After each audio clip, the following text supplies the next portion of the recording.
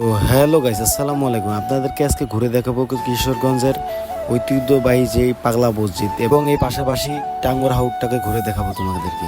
চলো দেখা যাক ভিডিওটা। মানে সকালে পরিবেশটা যে এত সুন্দর ছিল বলার বাইরে। পাগলা মসজিদের সকালের ওয়েদারটা দেখে যে কোনো মানুষই তার প্রেমে পড়ে যাবে। আসলে এখানে আসলে বোঝা যাবে। ও ছুটে এলাম এই পাগলা মসজিদে, রাখতে পারলাম না মনটাকে ঘরে।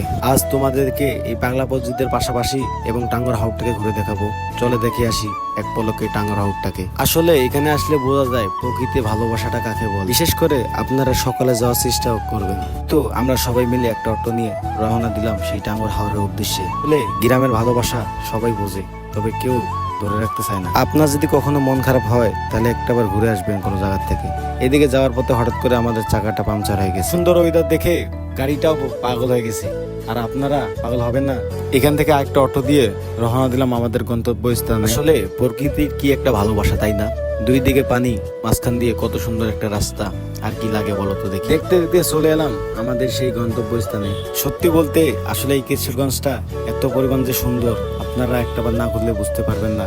তাই তো চলে এলাম প্রকৃতিটাকে এই কিশোরগঞ্জে ঘুরতে। এখন এখান থেকে একটা ট্রলার নিয়ে ঘুরে দেখবো এই টাঙ্গুয়ার হাওরটাকে। তাই তো এখন চলে এলাম সেই টাঙ্গুয়ার হাওরে।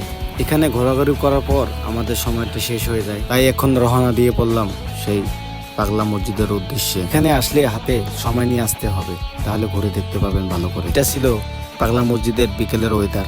বিকেলে অনেক মানুষ আসে এই পাগলা মসজিদে। আপনারা কখনো যদি যাও হাতে সময় করে নিয়ে যাবে, তাহলে ঘুরে দেখতে পাবে ভালো করে।